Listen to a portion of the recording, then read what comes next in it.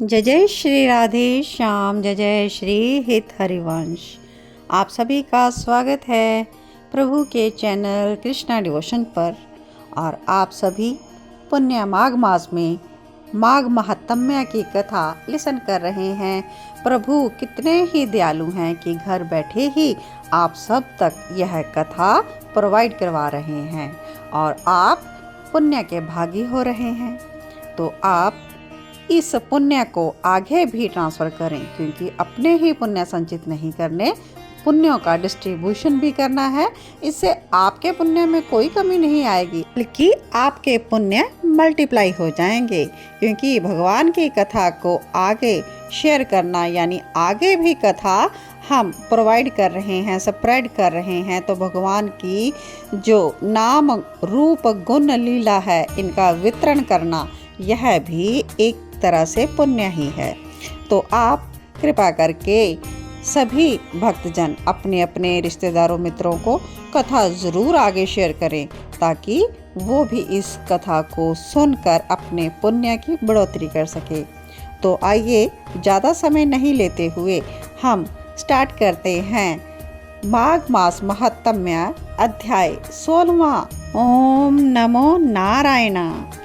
राजा कार्तवीर्य जी दत्तात्रेय जी से कहते हैं कि हे भगवान, यह राक्षस और कांचन मालिनी कौन थे? उसने अपना धर्म कैसे दिया तथा इन दोनों का साथ कैसे हुआ? दत्तात्रेय जी आगे कथा श्रवण करवा रहे हैं कि कांचन मालिनी नामक एक बड़ी ही रूपवती अप्सरा थी।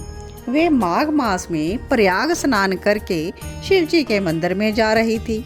गिरिराज हिमालय पर्वत के कुंज में घोर रूप में खड़े हुए उस वृद्ध असुर ने गगन मार्ग से जाती हुई उस सोने के समान तेजवान सुंदर कटी वाली चंद्रमुखी अप्सरा को देखकर कहा कि हे सुकेशी, तुम कौन हो? कहाँ से आई हो? तुम्हारे वस्त्र और ये सारे बाल क्यों गीले हैं? और तुम आकाश मार्ग से कहाँ जाती हो? हे भद्रे, किस पुण्य से तुम्हारा यह अति तेजस्वी शरीर इतना मनोहर है? हे सुलोचने, मेरे मस्तक पर तुम्हारे वस्त्र से गिरे हुए एक बूंद जल से मेरा क्रूर मन क्षण भर के लिए शांत हो गया है। तो मुझे बताओ कि इस जल की महिमा क्या है? क्या तुम शीलवती हो? तब अप्सरा आगे से कहती है, हे राक्षस सुनो, मैं काम रूपनी अप्सरा हूँ। मेरा नाम कांचन मालिनी है और मैं प्रयागराज से आ रही हूँ। गंगा यमुना में भली प्रकार मेरे वस्त्र भीगे हैं। हे राक्षस, मैं श्रेष्ठ पर्वत कैलाश पर जा रही हूँ, जहाँ पर शिव पार्वती रहते हैं। त्रिवेणी के जल से मेरी क्रूरता निकल गई है, जिसके पुण्य प्रभाव से मैं सुबुद्धि गंधर्व की कन्या और उमा की प्यारी सखी हो गई हूँ। ब्रह्मा जी ने मुझसे कहा था, तो वह चकित करने वाला मेरा उद्धारण क्या है वो सुनो। मैं कलिंग देश के राजा की वैश्या रूप और लावण्य से पूर्ण दूसरी युवतियों में शिरोमणि थी, इसलिए सारा नगर मुझ पर मोहित था। अमूल्य वस्त्र, गहने, धन और पोशाक मैंने प्राप्त किए। मेरे पास स्वर्ण की कमी ना थी। काम पीड़ित युवा पुरुष मेरे चरणों की सेवा करते थे। कई कामी लोग आपस में स्पर्धा करके मृत्यु को भी प्राप्त हो गए। इस तरह से मेरा समय व्यतीत हुआ। वृद्धा अवस्था आने पर मैंने विचार किया कि मैंने न दान किया है, न तप किया है, न महादेव की आराधना की है, न विष्णु भगवान की आराधना की है, न ही ब्राह्मणों को दान दिया, न प्राणियों का हित किया। हे राक्षस, मैंने तो बहुत ही पाप किए थे, इसलिए मेरा मन दुखी था। इस तरह बहुत सा विलाप करके मैंने वेद निपुण और राजा के पुरोहित ब्राह्मण से जाकर पूछा कि मेरा किस प्रकार से निस्तार होगा। मुझ दीन पापनी को पाप रूपी कीचड़ से उभारिए। हे ब्राह्मण, मुझ पर दया का जल छिड़किए। साधु सज्जन अच्छे बुरे सभी पर दया करते हैं। तो इस तरह से मेरे करुण वचन सुनकर वे विद्वान ब्राह्मण मुझसे बोले, हे सुमुखी, मैं तेरे सब निषिद्ध आचरणों को जानता हूँ। तू मेरी बात मान, शीघ्र ही प्रजापति के क्षेत्र प्रयागराज को जा। वहाँ पर जाकर स्नान कर, उससे तेरे समस्त पाप नष्ट हो जाएंगे। लेकिन हे भीरू, तीर्थ में मन से भी अशुभ क्रिया मत करना। प्रयाग में स्नान करने से पवित्र होकर तू अवश्य ही स्वर्ग को जाएगी।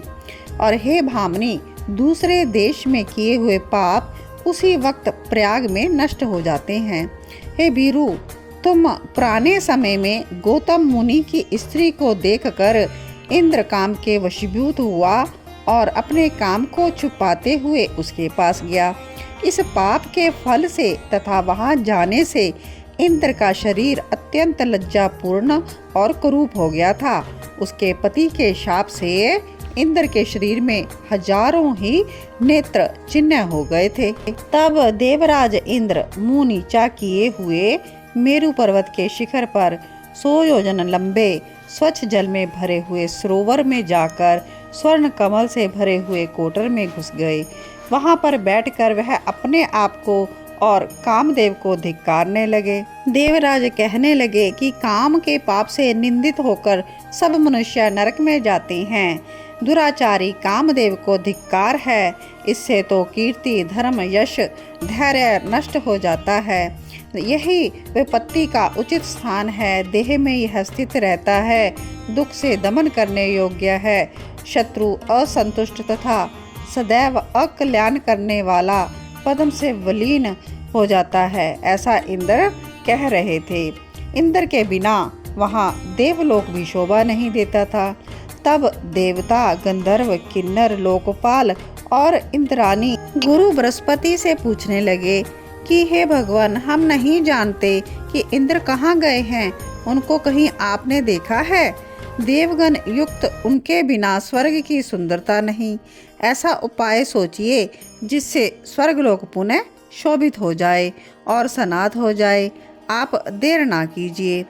इन लोगों का ऐसा वचन सुनकर बृहस्पति जी क्या बोलते हैं? बृहस्पति जी ने कहा कि अपने अपराध की लज्जा से वह जहाँ स्थित है ना, वह मैं जानता हूँ। इंद्र बिना विचारे कार्य करने का फल भोग रहा है। नीति को छोड़ने से भयंकर फल प्राप्त होता है। राज्य के मद से उन्मत्त कृत्य तथा अकृत्य का विचार ना करें। भाग्य से नष्ट बुद्धि होकर लोग मूर्खता के काम करते हैं, जिसके अपराध से इस लोक और परलोक के पुण्य नष्ट हो जाते हैं। जहाँ पर इंद्र था वहाँ पर सब मनुष्य गुरु बृहस्पति को लेकर चल पड़े। उस बड़े सरोवर पर इंद्र को देखकर उनको मुग्ध करने लगे, जिससे ज्ञान होने पर और गुरु बृहस्पति के समझाने पर कमल कलियों के बीच से इंद्र बाहर आए। उनका मुख कुरूप हो चुका था, उनकी आंखें लज्जा से बंद थी। इंद्र ने गुरु बृहस्पति जी के चरण पकड़ लिए। हे गुरुदेव, इस पाप से मेरा उद्धार करने का कोई उपाय करें। इंद्र के वचन सुन बृहस्पति ने कहा कि प्रयागराज में स्नान करते ही तुम सब पापों से छूट जाओगे। हे इंद्र, चलो, तुम सबको लेकर वहां चलो। तब पुरोहित को साथ लेकर इंद्र वहां पर गए और प्रयाग तीर्थ में स्नान करके शीघ्र ही पापों से छूट गए। तो बृहस्पति ने मुग्ध होकर उनको वरदान दिया। क्या कहते हैं गुरु बृहस्पति कि हे इंद्र, हमारे प्रसाद से शीघ्र पापों से निर्मुक्त होकर तेरे शरीर के 1000 जोनि के चिन्ह 1000 नेत्र हो जावें। शचीपति इंद्र गुरु बृहस्पति के वरदान से 1000 नेत्रों से ऐसा सुशोभित हुआ जैसे मानसरोवर कमलों से शोभामायन हो गया हो। तो इस प्रकार माघ मास में प्रयागराज में स्नान करके इंद्र भी अपने पापों से मुक्त हो गया। तो ऐसी है माघ मास स्नान की कथा। तो आप सभी भी पुण्य माघ मास में सुबह अर्ली मॉर्निंग उठकर पवित्र गंगा नदी के जल से स्नान करें, या पवित्र गंगा नदी में स्नान करें, या किसी भी पवित्र सरोवर में स्नान करें, प्रयागराज में स्नान करें और अपने माघ मास का पुण्य एकत्रित करें। तो यहाँ पर माघ मास महात्म्य अध्याय 16 की कथा विश्राम लेती है। तो आप इस कथा से इसकी मोरल ऑफ स्टोरी ज़रूर अपने जीवन में धारण करें।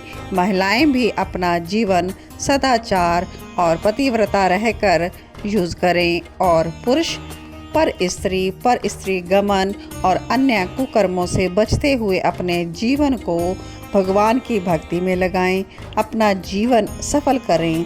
तभी माघ मास महात्म्य की कथा श्रवण करने का और माघ मास स्नान करने का आपको लाभ प्राप्त होगा। तो यह जो मौका है माघ मास का, यह जीवन को सुधारने का अवसर है। तो आप श्री हरि की भक्ति पाने के लिए, प्रभु की प्रियता पाने के लिए अपने जीवन को सदाचार में लाते हुए, सुधारते हुए इस माघ मास पुण्यमयी व्रत को करें और स्नान करें और कथा श्रवण करें और दूसरों का सदैव ही भला करें और आगे इस कथा को वितरण ज़रूर करें। चैनल पर जो भक्त नए आ रहे हैं, कृपया आप जीवन में अच्छा कार्य करने की पहल यहीं से करें। चैनल को सब्सक्राइब ज़रूर करें, क्योंकि कृष्णा डिवोशन चैनल भक्ति का चैनल, प्रभु का चैनल और आप सभी को भक्ति की ओर अग्रसर करता है। यह है कृष्णा डिवोशन चैनल। तो कृष्णा उपदेश करना और कृष्णा उपदेश स्प्रेड करना ही मेरा मोटिव है। तो आप सभी इस उद्देश्य को सफल ज़रूर करें। आप सभी के हृदय में बैठे मेरे राधा श्याम सुंदर को कोटि कोटि वंदन।